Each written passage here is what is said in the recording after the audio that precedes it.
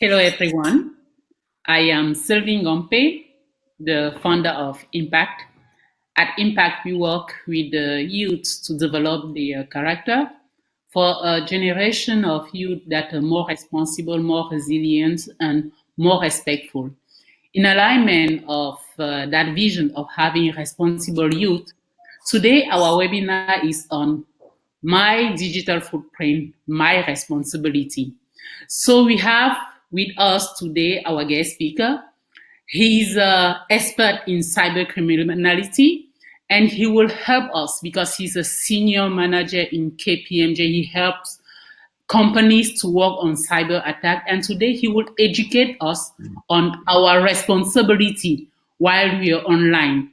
Please welcome Gilbert Allege, who will be our guest speaker today for 30 minutes. He will give us a presentation. Then you have 30 minutes for questions and he will be answering. You will be using the chat room for all your questions. Please feel free to ask all your questions. Don't be shy and we will take care of it. Thank you very much. Gilbert Allege, you have the floor. Thank you, Sylvie. Thank you, everybody. Welcome. Thanks for joining our webinar this morning. So I'll be talking to you about our digital footprint, well, your digital footprint, your responsibility, and essentially it's to talk about those things that we do online, which can come back to bite us without realizing the dangers or what happens when we do some of these things. So essentially, I'll present myself quickly. We'll talk about understanding what the cyber world is. We'll talk about the main risks, what we need to do, and then we'll go on to some conclusions and some questions. So who am I? I'm a senior manager at KPMG in the UK. I live and work in the UK, but I've got extensive experience in the area of cybersecurity, where I've been working for more than 20 years. I've done a lot of work, even with the police in Cameroon. I've done some work. So in that area of cybersecurity, I'm quite versed. I've done a lot of presentations in this area. I've trained a lot of people in that area. And so I sort of understand what those risks are and the things that you should be looking out for, or the things that you should not be doing online in order to minimize your risks and just make sure that you stay on the safe side of the cyber world while enjoying the benefits of having online access. So when we talk about understanding the cyber world, what do we mean? It's essentially just understanding the fact that we live in a connected world, a cyber world, and that we leave traces every time we browse the internet. Every time we go onto the internet, every time you connect to the internet, you leave a trace, you leave a mark. And that mark is your digital footprint. And that mark can be used or exploited by other people to do good things, but most often to do bad things. And what are those things? So you can get, when you leave a digital footprint on the internet, it's got costs and it's got benefits. Sometimes your digital footprint could be used to identify who you are. Sometimes it would be in terms of what you do. So sometimes when you visit a website, you sometimes accept to load cookies on your computer. So those cookies are a digital footprint. Next time you go to that website, it knows your preferences, it knows what you want, and it can quickly identify. If you go to a site like Amazon.com and you're trying to buy something, the system knows who you are, essentially, and it uses that information to make recommendations on what you want to buy next and how you want to eat. So every time we go onto the internet, we leave those footprints, whether we want it or not. And the key is we need then to be careful what we leave, how we leave it, and how these things can be used, because they could be used against us in a lot of very nasty ways. The fundamental thing that we need to understand today is that everything that we share online stays online forever. Nobody should fool you that when you put something online, it can be deleted. It is, even when you delete it, it stays online. So for example, if I send a post to Sylvie now, Sylvie will forward it on to Megan, Megan will forward it on to Alice, Alice will forward it on to 10 different people. I would ask Sylvie, or I'll go to Sylvie and delete that file. How am I sure if Sylvie has not forwarded it on to 20 other people? And how can I be sure that the file is deleted from those 20 other people? And so the key is to make sure that before you send something, just be sure about what you're sending, because once it's gone, it's gone.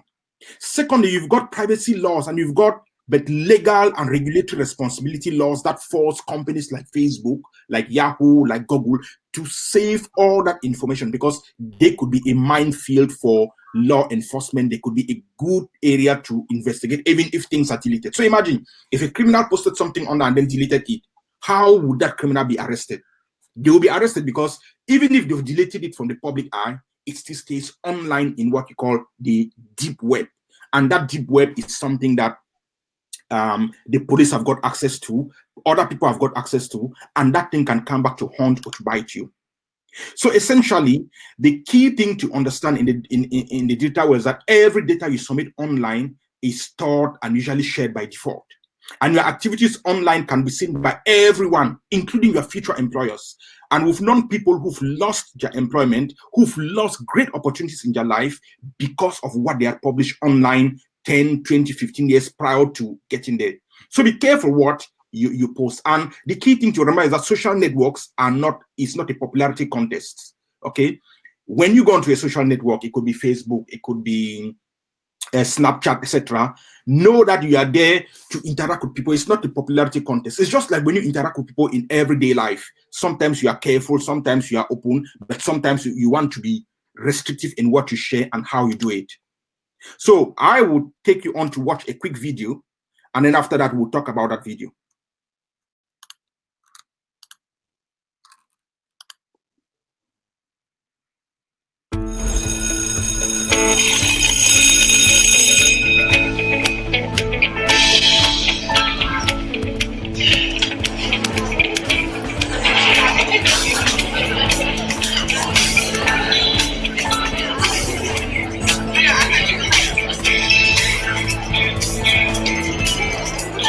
Hey Megan. Nice. Hey Megan. Quiet down. Quiet down. Thank you. Quiet please, everyone. Quiet please, everyone. Shane Andrews. Shannon. Yes. Emily Abbott. Here. Graham Carl. Here. Graham Carl. Jessica Collins. Here. Jessica Collins. Kate Copper. Here. Present. Kate Cropper.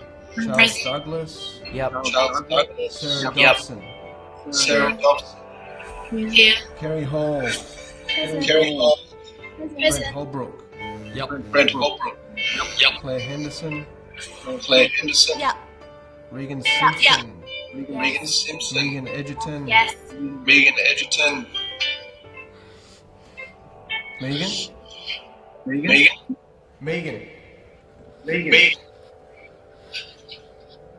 Megan Edgerton. Megan. Megan. Megan.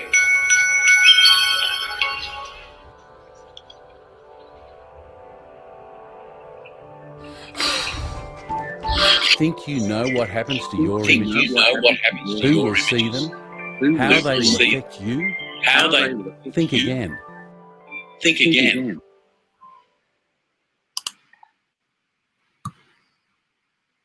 So I hope you were able to watch that video, and I hope it came out clear. Essentially, the thing to think about is, do you know what you post online? Are you aware of who would see it? This is a story of a young girl who took a picture and posted it to somebody, or sent it to somebody she thought was somebody of confidence. And what happens? That video then gets shared to the whole class. And when she gets to class, everybody is watching a video that was intended for one person. That is a clear example of what can happen online. You take a video and you think it's being viewed by one person, but the whole world is viewing that video and it's not funny. And we could see how embarrassed she was, and she had to run out of class because even the class teacher looked at it and was wondering, what is happening to this girl? So essentially, there are some risks of things that could happen to us when we share videos. You've got things like sexting, where you create and transmit or share videos of sexual nature between people. I know, for example, in Cameroon, among certain youth, young people, you've got WhatsApp groups where you take sexually explicit pictures because you think only people in that group can be seen. But sometimes you've never verified who is a member of that group, who can access those pictures, and you don't ask yourself, what would happen if my picture got out of that group and some of these explicit pictures got out of that group? What would happen? Will I be happy for people to see me in those poses, in those pictures? You've got sextortion, which essentially is somebody taking your sexually explicit pictures and then blackmailing you, saying, if you don't pay me money, Or if you don't do this, or if you don't succumb to this, then I'll publish it online and you'll be embarrassed. And you get into that exploitation, blackmail line. You've got issues around revenge porn where you are going out with somebody, and because you love each other, you share sexually explicit pictures. But then later on, when that relationship stops and you both go, your both ways, that person is not happy that the relationship ended. What do? They take some of those pictures that you had shared and then they share it with the whole world. Sexually explicit pictures, and that's what you call revenge porn. They are revenge. They are taking revenge against you. And the question is, when you were in love and saying I love you, were you thinking about that? When you were sharing those pictures, were you thinking that it could come back to bite you, to haunt you, to cause to be an issue of blackmail for you? Those are the questions you need to ask. You've got issues around identity theft, where somebody can steal your identity online. And I've got a story that I was dealing with a few months ago when somebody actually got arrested for a crime that they did not commit because they had been imprudent and somebody had stolen their online identity and used it on something that they did not know. And the police arrested them thinking it was them. And we had to use forensics and a lot of different things to prove that they had never been there and it was not them. So be careful again what you do online and how you do it, because your identity card could be stolen. It's just like you get your identity card stolen and then being left on a place where a crime has been committed. If the police gets there, they'll realize that it was your ID card. You must have been there. You'll get arrested and you'll get into trouble. A few years ago, a popular Cameroonian artist called Richard Bona, you probably know about him, came to Europe for a concert. And when he got out of his plane, he was arrested by the police for something that he had not done. And it took a lot of convincing the police to be clear that this guy had just come into the country and he would not have committed that crime. So essentially what we're saying is, online, be careful what you do, because your identity could be stolen and used against you. You've got issues with cyber intimidation or cyber bullying, where it's just another form of bullying, but that bullying takes place online. So instead of being bullied in school, instead of being bullied on the playground, you get bullied in your room, in your mother's kitchen, in your living room at home. You get bullied on your phone, and that could be abusive and it could lead to serious consequences. And all of that is because of the things that you do. It's because of the things that you share, or how you share them, or what you say online. You've got internet luring, which is people inviting you to have sexual activities or getting you into a state of sexual abuse because they can manipulate you and use you in different ways that you don't know. Because some people are very manipulative and they can use their manipulative powers to exploit you and to get you to do things that you would otherwise not have done normally. Then you've got sexual child abuse, you've got sexual abuse and child sexual abuse, which essentially is preying on young people, making use of your vulnerability. So for example, you trust somebody, you trust your class teacher, for example, or you trust a family friend, and you tell them a story, and then they then use that story against you and start abusing you sexually because you are afraid of that story, or because you've trusted them and then they've used that to manipulate you. So all of those things come down to the things that you share online, how you share those things, who you interact with, and how you interact with. But these are all risks that you as a young person face. And these risks will always be there no matter how much you do. If you have the best passwords on your computer, if you've got the best privacy settings on your network, you would still be exposed if you post things. Because essentially what we've noticed is that very few of these things happen because somebody's computer was hacked or because their network was broken into. It happens because people voluntarily share information that they should otherwise not have been sharing. People voluntarily take part in forums or in groups that they should not have been part of in the first place. And that causes all these problems, and that causes a lot of stress and a lot of pain. What are the tricks that some of these people could use to hurt you or to harm you? You've got tricks of assistance. Oh, please, I need assistance. I need your help. And then once you start giving them that help, it gets onto another thing, and before you realize it's there. They can trick you into doing things that you did not think could happen. So they could, for example, give you a gift. They give you one gift, then they give you the next one, and before you realize, you are caught up in the web of taking gifts from them, and then you cannot run away from those gifts. They could trick you into a game. It could be an authority trick. You know, oh, I am in charge of this. And then before you realize, you are under their authority, in quotes, and then they use that authority to abuse you.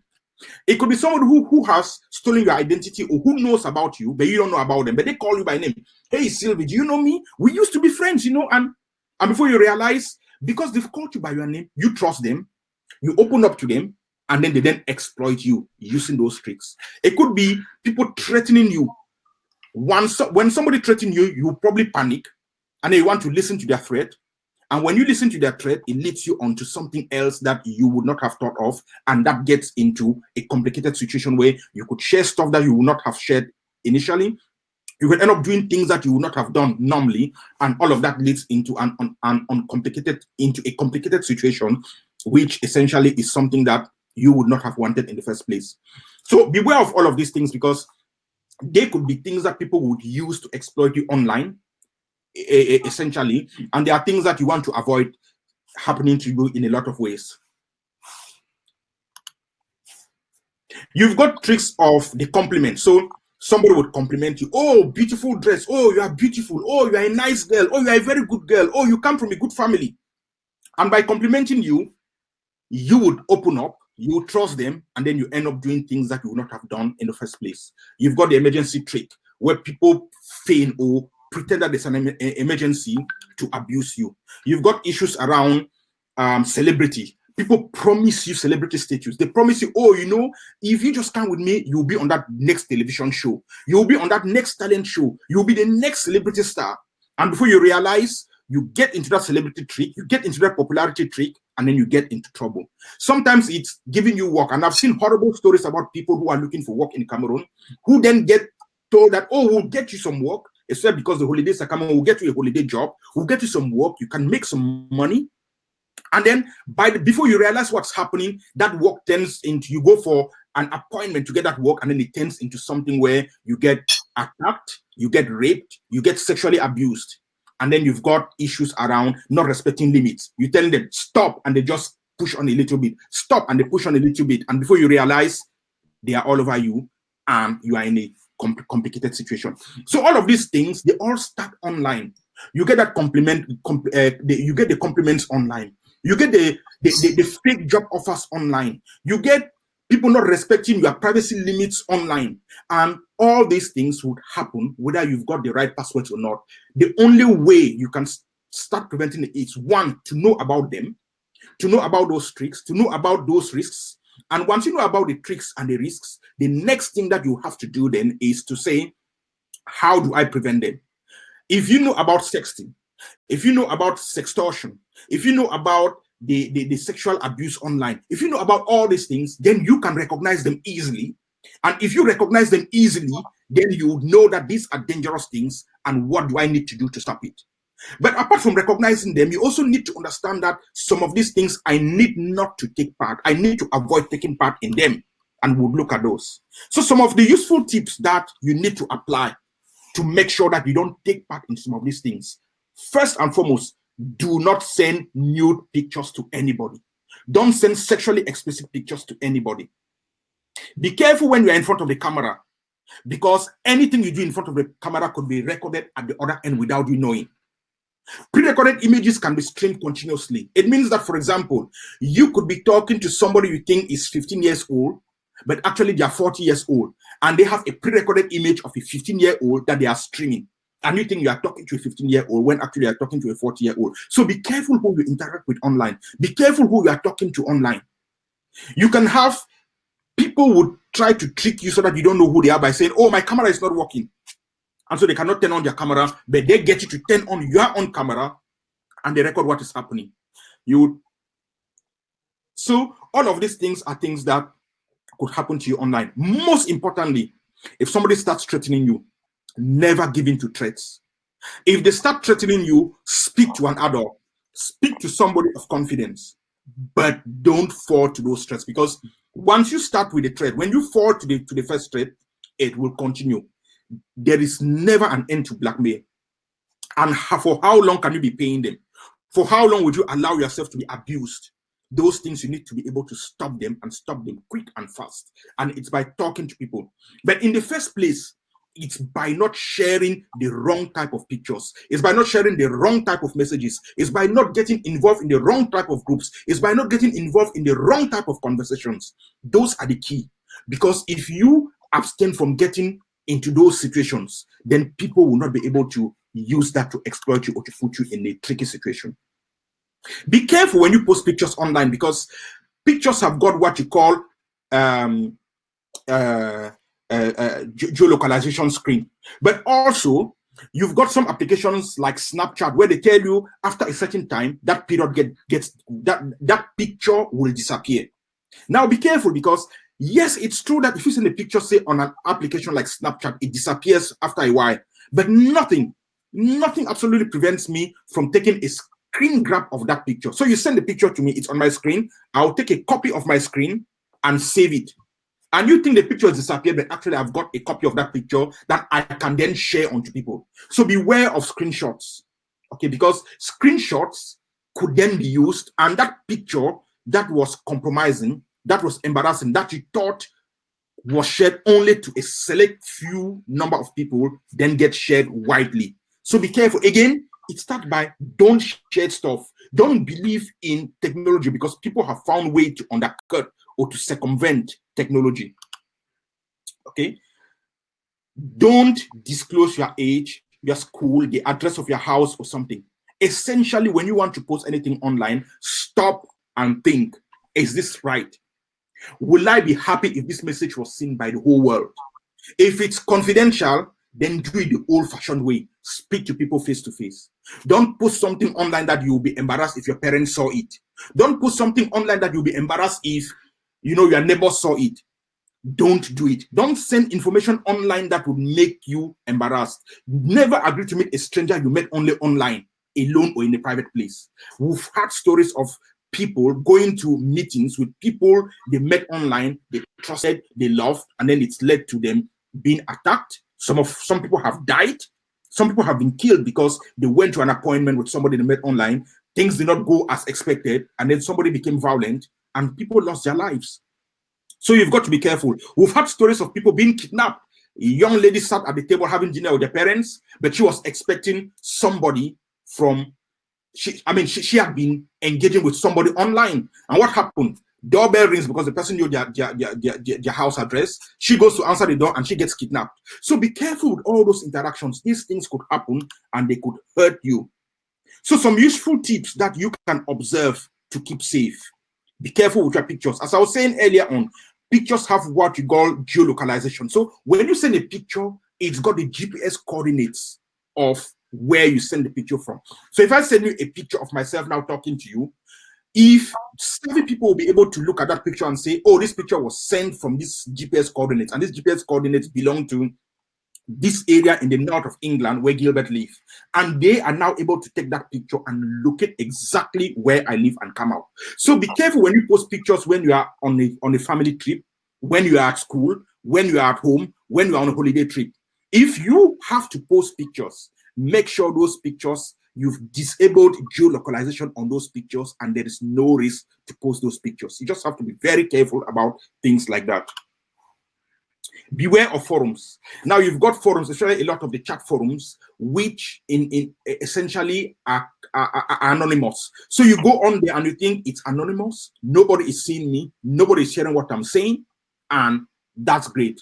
But you could be talking to somebody on the other line or on the other side who is also anonymous, but who probably knows you, or who is anonymous, who listens to what you've got to say, who thinks, wow, this is good stuff. I could use this against this person. And then they decide to investigate you. And you think you are anonymous, but they finally find clues in your conversation that identifies you. And then they come back and blackmail you.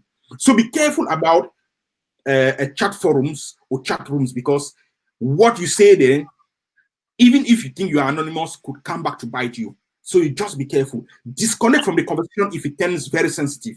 Disconnect from the conversation if it turns into drugs and sex.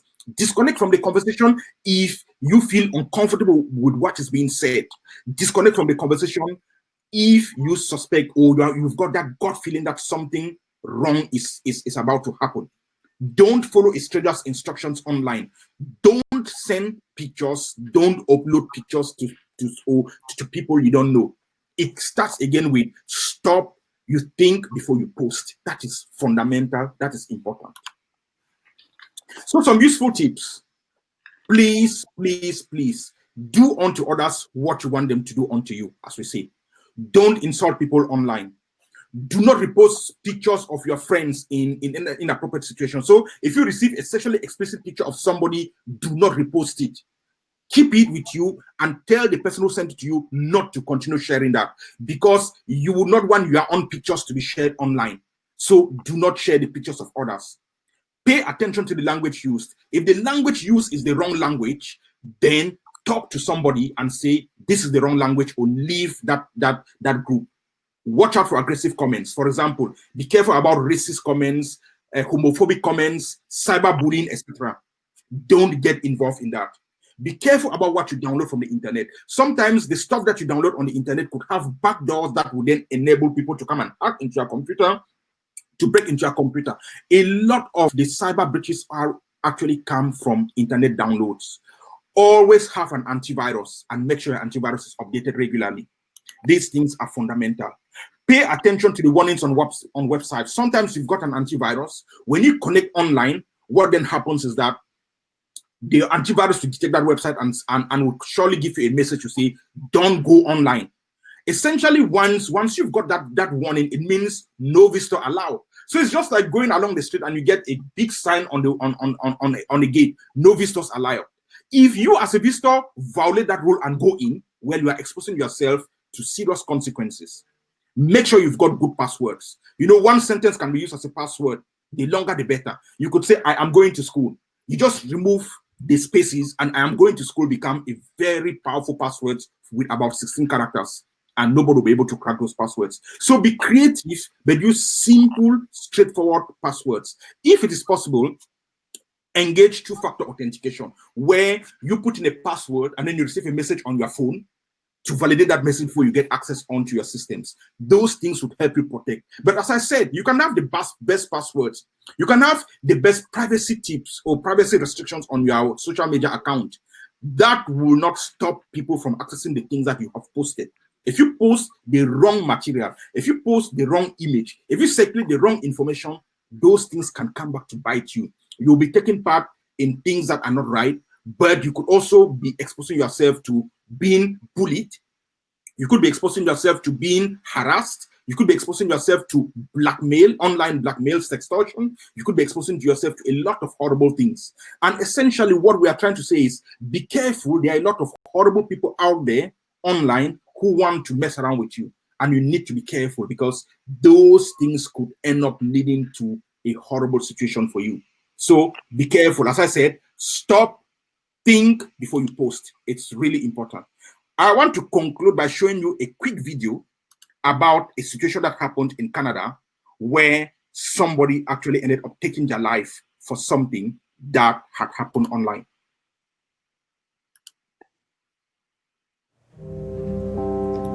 A naked picture of me was taken. A naked picture of and me was shared taken with everyone and without shared my with permission. everyone without my permission. I was called a slut.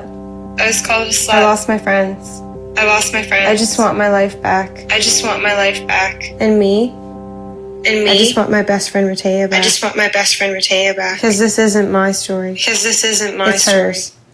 It's But hers. she didn't get to write it. But she didn't get to write The it. people who bullied her did. The people who bullied her did. Don't let others write your story. Don't let others write your story. Hi, I'm Leah Parsons. Hi, and I'm I'm here Leah to share my Parsons, story. and I'm here to share my daughter story. Ratea was just My like daughter you. Ratea was just like She loved you. school. She loved to school. Read. She loved She to loved read. her friends. She loved her friends. She loved all animals. She loved but all especially animals, those in need. but especially those in need.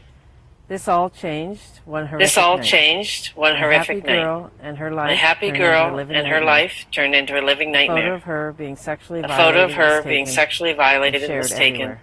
and shared She everywhere. was relentlessly harassed. She by was almost relentlessly everyone, harassed by almost including everyone, some who she thought were her including friends. some who she thought were her friends. After months of this abuse, After Ratea months just of this couldn't take it abuse, anymore. Ratea just couldn't She take took it her anymore. life April 7th, She took her life 2013. April 7th, She was just 2013. 17 years old. She was just 17 years old. That was the day our lives That was the day changed our forever. lives changed forever. I know this is not the way I Ratea's know story this had is to not end, the way Ratea's story had and to that's why end. I'm here with you. And that's why I'm here with you. You have the power to You make a difference. have the power to make a You can difference. change the way people, You can your change the way friends, people, your your classmates, friends, your siblings, your are treated classmates, online. your siblings are treated online.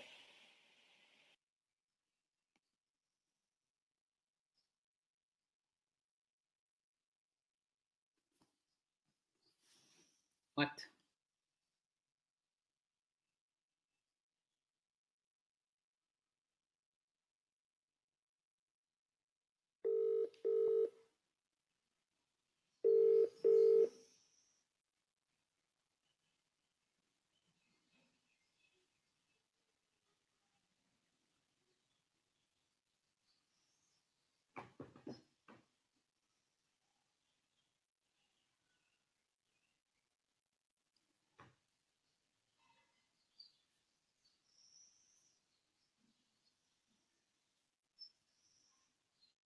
Once you start getting harassed, when you start getting blackmailed, when you start getting into situations where people worry, when you start getting into a situation where you start looking behind your shoulder before doing things, that could lead into an uncomfortable situation. Don't let others write a story for you. Don't let others define what your future would be for you. Stop, think before you paste. That is very important. So I'll take some questions now from you. Thank you very much, Gilbert, for that alluring presentation. Thank you very much. And I hope that our audience had a glimpse of what their digital footprint is and how responsible they should show themselves online. What I love about the presentation is that you told us that everything that we share online stays online for a very long time. Forever. Forever. And Klaus was wondering, you say that there are things that will stay in the deep internet, and the police, he's asking if the police is the only body that can access this deep internet, and also what is their role on checking on data on that deep internet. That was a question from Klaus. So hi, Klaus. Essentially, everybody, including you, can have access to the deep internet. The problem is getting access to the deep internet is a complicated technical maneuver. You need to know what you are doing to be able to get access. And unfortunately, those who know what they are doing are usually the bad guys, unfortunately. And so even if the police have got access, listen, how many policemen do you want to police the whole internet, if I may use that word? So essentially, yes, the police have got access. And I'm talking about the police in the Western world, where you've got specialized units, specialized cyber crime, cyber criminality units. I'm not sure about what happens in Africa, especially in Cameroon. I'm not sure if the police have got those skills and the resources to be able to police the dark web or the deep web in Cameroon. So those pictures get there and they end up into the wrong hands. And you get people, and I know at least 2 cases I had to deal with in Cameroon where people were blackmailed because of what happened online. I know cases of banks who had to undergo a ransomware attack and had to deal with it. So it's a serious issue. And yes, anybody can get access, but it's much more complicated than using Google or using Facebook. It's very complicated. And unfortunately, a lot of the people who can get access to it are usually the bad guys. You've got the good guys like some of us who have access, who can go in and check a few things, but we are not that many compared to the number of bad guys who want to have access. Wow, so there are good guys and bad guys on the internet. And Yes. we want all our youths to be on the safe side and be the good guys. Well, absolutely. And I think it's just like in normal society, isn't it? If you go out there, forget about the internet. If you go out there, you've got good guys and you've got bad guys. Right. You don't want your children on the wrong side of the law in normal life. You don't want them to be on the bad side of the internet. The internet is even much more dangerous because while in the normal open world, it's possible to find out that your child is hanging out with the wrong people, they are getting involved in the wrong stuff, and they are doing the wrong things. On the internet, it's even very difficult because they are doing that on a mobile phone. And they could actually be looking at you and talking to you and doing something very illegal. And so it's just important that you build that confidence with them and you get them to attend webinars like this and discussions like this to understand those risks, to understand what is happening. We did not look at what the legal consequences of some of these things could be. For example, if I'm doing sexting, there are places in the world where it's illegal. There are places in the world where you could actually get arrested and prosecuted and go to jail or pay a fine because of some of these activities. What we are doing is from my perspective, it's more about that awareness campaign and saying, be careful, it is bad, it is risky, and could lead into psychological mental health issues.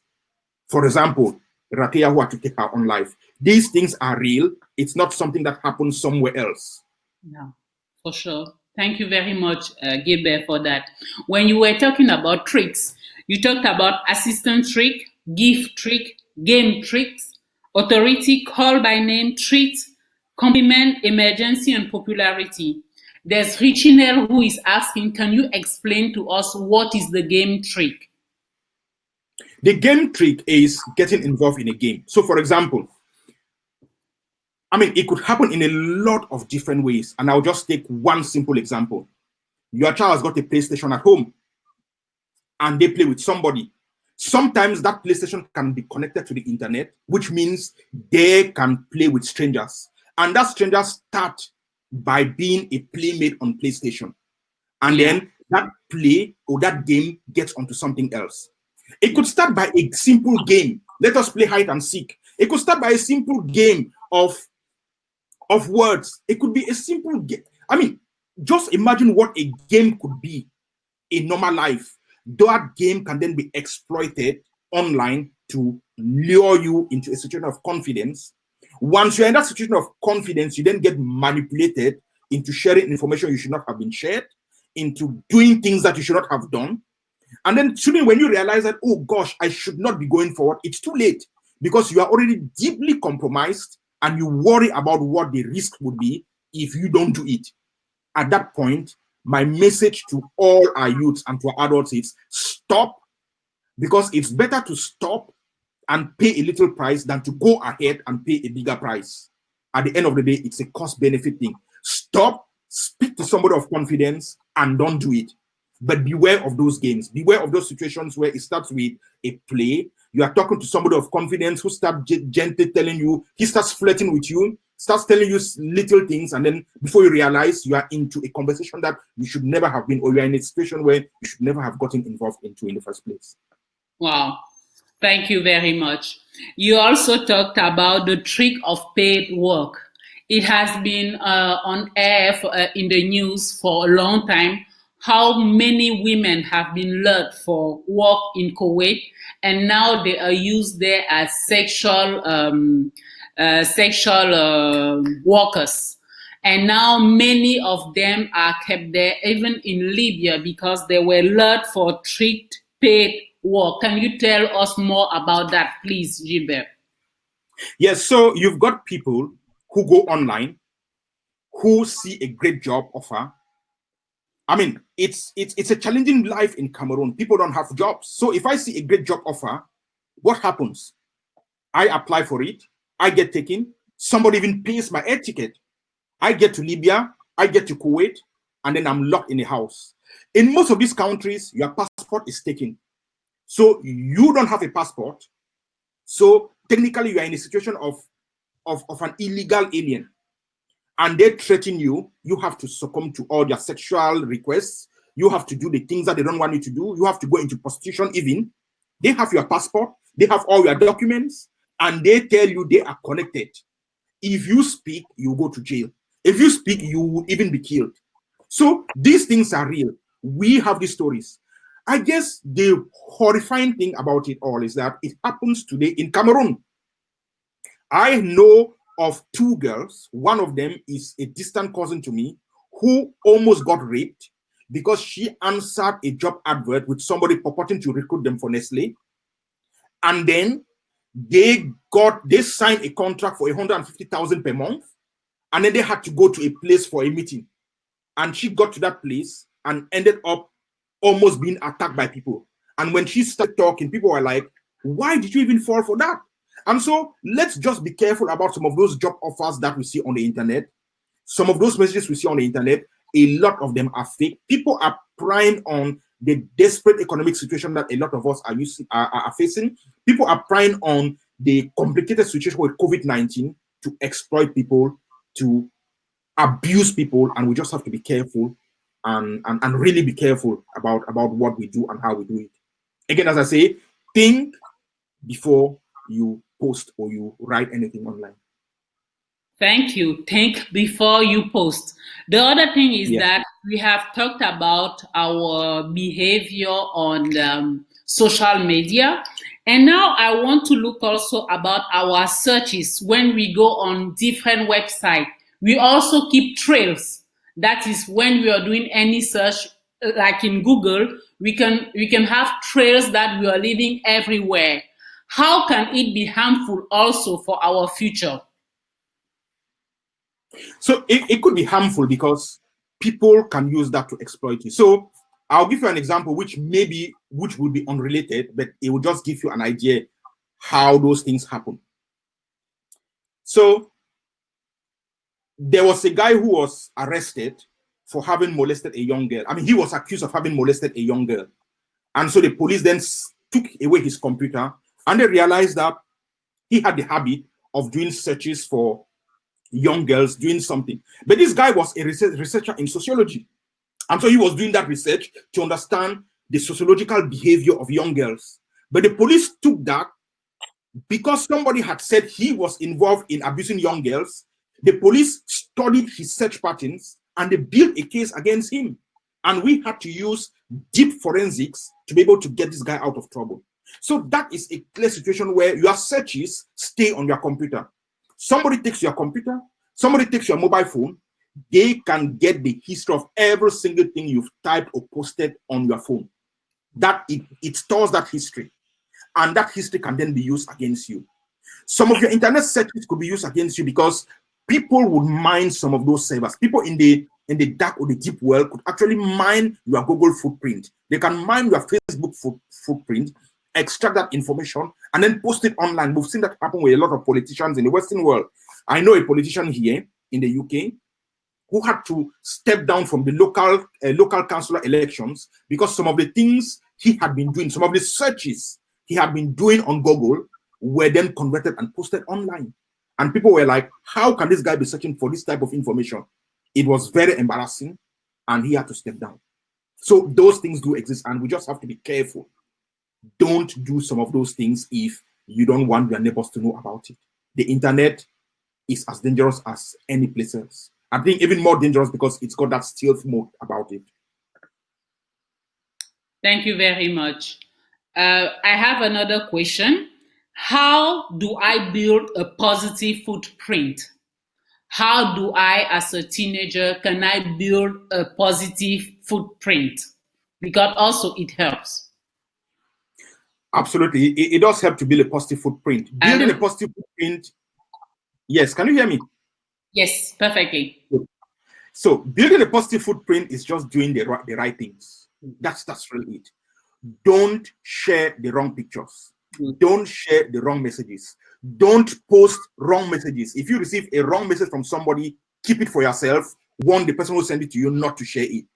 Those things would stay because when somebody is looking at that trails, when somebody is looking at it, they would see the good things you do.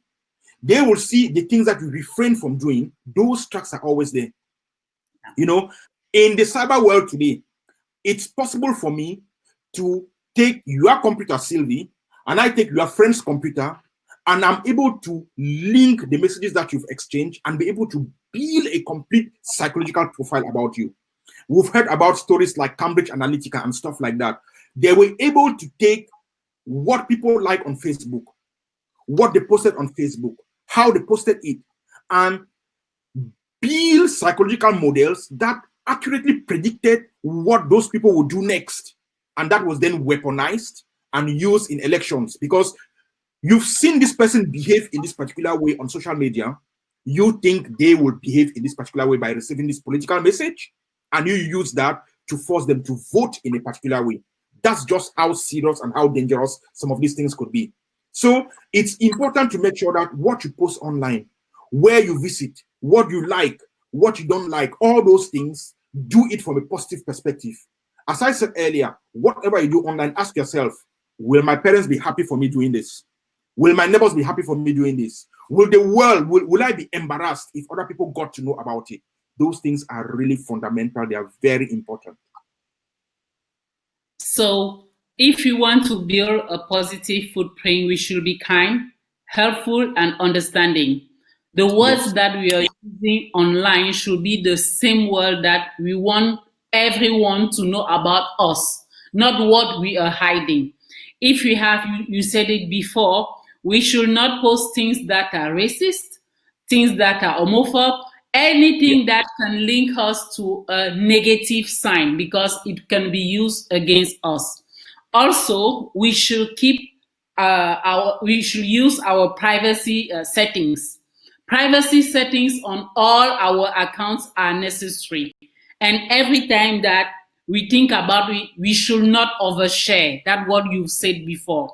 We should never overshare, because we are not here for popularity contest. We should forget. Yeah, we should sometimes forget about the likes that we see on our profile, because our personality is the first thing after all, and we don't want 5 years, 10 years after here to be called as, you did this 5 years ago, you did it 10 years ago, and this is against you. We have known about people who were awarded scholarship in Harvard. After a search on their profile, they were refused the scholarship. That is jeopardizing your own life. And also, we talked just about... on that point, just quickly on that point, yes, with all the terrorism happening in the world today, remember, when you go and ask for a visa, there is already an engine that will search your profile to know who are you communicating with online. Are you in the wrong places? Are you talking to the wrong people? Are you sharing the wrong ideas and stuff? And that will determine if you get a visa or not. It's done automatically by all Western embassies today. Wow. And then you always wonder why they did rejected my visa. It's because of what you do online and because of that footprint that you've left there. If it's suspicious, they will not give it. Wow. There's Richinel who is still asking about dark web. What is dark web? So, okay.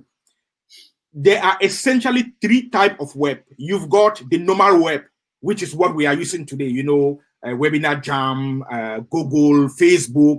That's the normal standard web. Then you've got what you call the deep web.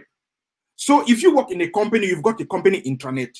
You've got a company website that can be accessed only inside that company. That is also on the internet, but it's not publicly available. That is what you call the deep web. Then you've got the dark web. Because, I mean, and it's dark for a reason. It's dark for a reason. Because that's where you find all the good, but also all the bad things. The tools to hack people.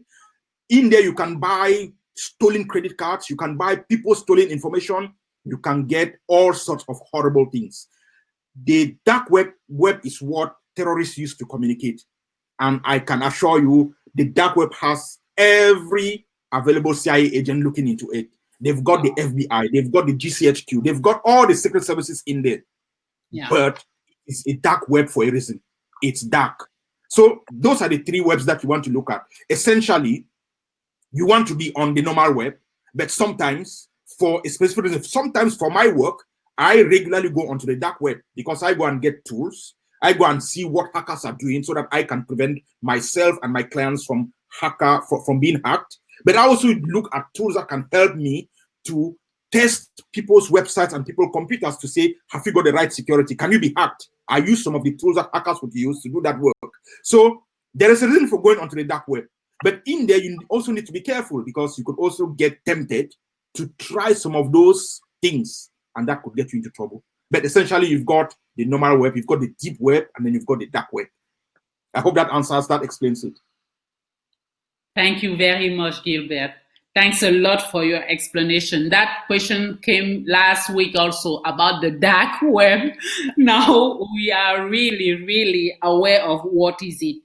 Now I want you to tell us what are the risks that we are facing by sharing news that are fake or to blackmail people. What are the risks that we can face? Well,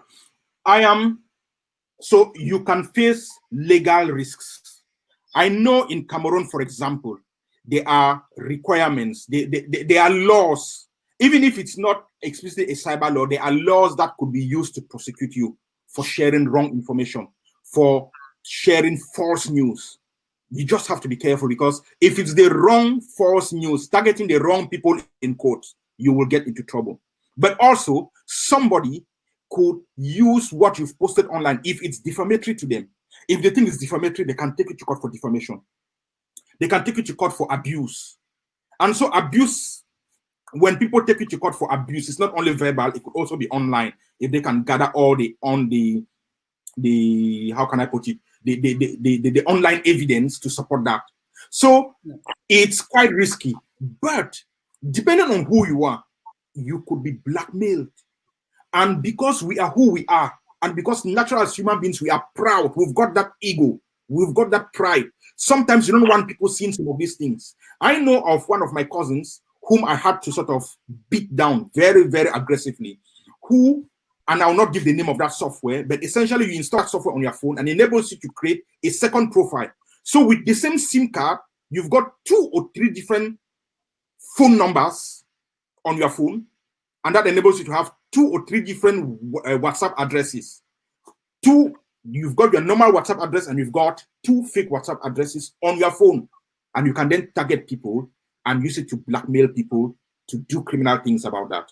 I told him to stop, and I wrote a letter to the police in Cameroon to tell them, be careful, that is a serious thing. But people can target you without you knowing. I know you, I installed the software, and I reach out to you, Sylvie, and I've got all the information I need about you. It's easy for you to fall prey to my messages because you think this is somebody I trust. Yeah. You then share information you should never have shared with me, and I use it, but you don't even know who I am because I've never given you my name. I've got all that information about you, but I've never given you my name. So again, be careful. Even if somebody seems to know you, and that's why I call the name calling trick or that confidence building trick. If somebody seems to know so much about you, make sure you know who they are. And sometimes it's by just picking up the phone call and calling them. Hey, are you the one talking to me? Are you the one asking for this information? Don't trust them online, because it could actually be somebody impersonating them. It could actually be somebody playing funny games with them. So you just have to be careful. It's just like if somebody asks you to go and post a letter with confidential information, you'll probably still ask them, do you really need it? Or you'll probably take it to them in hand. So just be careful about those things. There are a lot of tools out there, especially in Cameroon, that people are using to do terrible things. And it is happening there. It's not a Western thing. It is happening there. I know of cases. I've dealt with a lot of cases like that. Wow. Thank you. I hope our youth are listening. I hope that they will be more responsible in their usage of internet. And I have a question from Klaus. Thank you, Klaus. How can you differentiate a secure site from an unsecure site? Now, it's simple. Oh, simple. So where do we start? When you visit a secured site, just look at the top of your browser. Yes. Where you put the address, where you put www.google.com. Once you go to that website, you will have one of 2 messages. You would have not secure on there, or you have a lock. Okay. If you see a lock, the sign of a lock, a black lock, then that's a secured site. If you don't see a lock on there, that site is unsecured. You don't want to stay on there. Today, our latest computers, like Windows 10 computers and a lot of other computers, identify unsecured sites by default and warn us. But sometimes they may not, they may miss it. And so you can just look at it. If you see that lock on there, then you know it's a secure site. If you don't see the lock on there, or if you see not secured, then you know it's not a secured site. However, the fact that a site is secured with that lock doesn't mean that it cannot be exploited and compromised and get you into doing things that you would never have done and lead you into trouble. So the fact that it is secure is one thing. what you then do with that site, the information you share, the information that you collect from that site could also lead you into trouble. So I hope you know the difference between a secured and an unsecured site, but the fundamental thing is, what do you do on those sites, be it secured or unsecured? That's the key thing to bear in mind. Thanks a lot, Gilbert.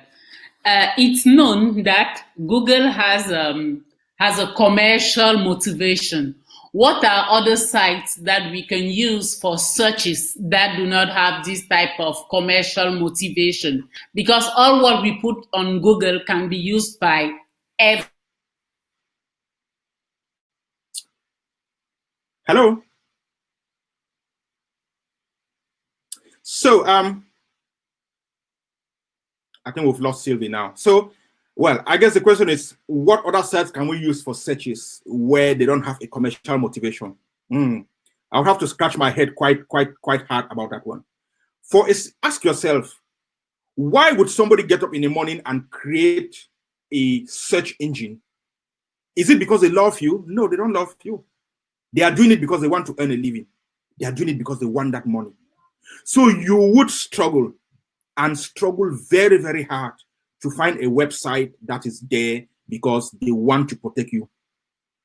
Even when you go to Wikipedia today, which is supposed to be free, Wikipedia is asking you for contributions because they need to pay people. They need to keep it going. And I will not be surprised in the long run that if Wikipedia cannot find the money they need, they will start putting adverts on there and it will become commercial. So let us forget about that notion that you've got websites that would be there without the commercial aspect. The key is that it's got a commercial aspect. Ask yourself, what is the risk for me? How does that impact me? And it only impacts you based on what you search and what you post.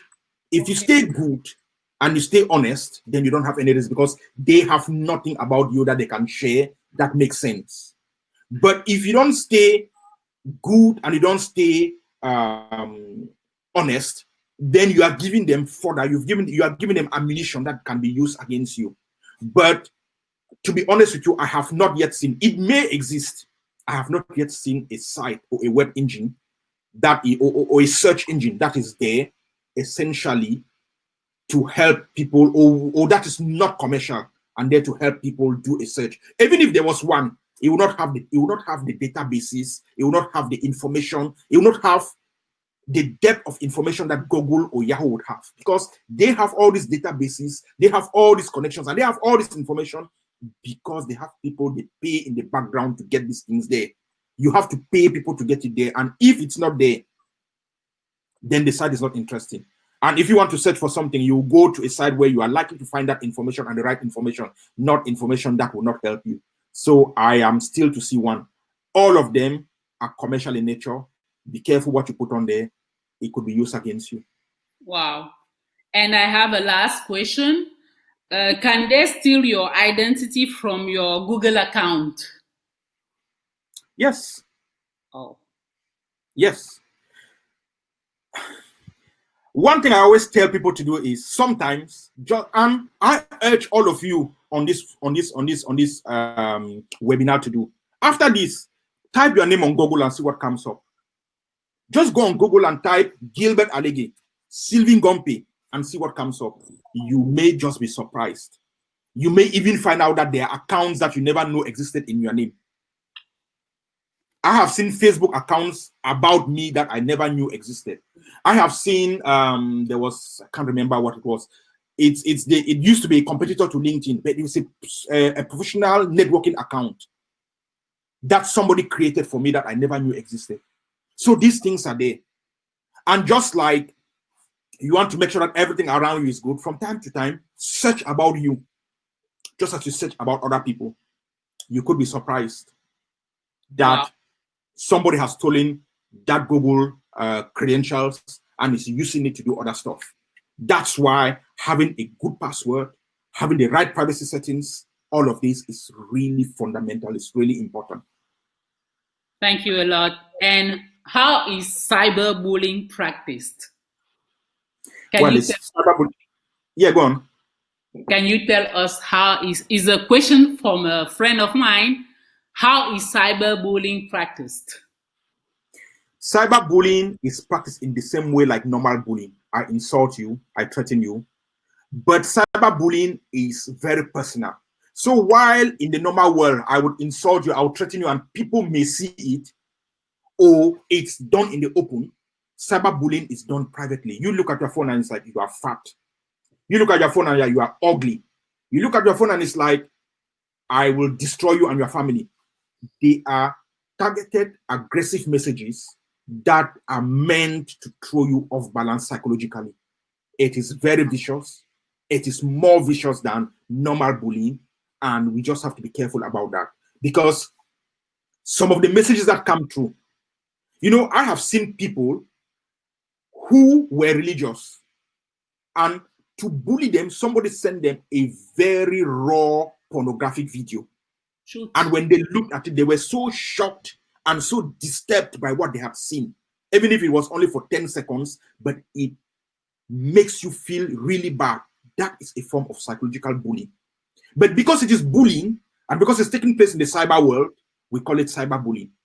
And I am begging everybody on this call, do not think you cannot be a victim. Including myself can be a victim of cyberbullying. Don't just put yourself in a situation that people can use to exploit. Avoid getting into a situation that you can then regret later. We all have our weaknesses. We all have our frailties. And we just need to be careful about what we do online, how we do it. It's just like in normal life. Don't go to a dangerous part of the town. Because if you go to a dangerous part of the town, you would most likely get into trouble, no matter how strong you are. It's just the same with the internet. Don't go to those soft spots because you'll probably get into trouble. Thanks a lot, Gilbert. Thanks for your presentation. Thanks for the insightful tips that you gave us. What I will go home with is that all what you put online stays online forever. And that all what you post, all what you like, all what you share can jeopardize your own future. What I've learned also is that I should be kind, helpful, and understanding.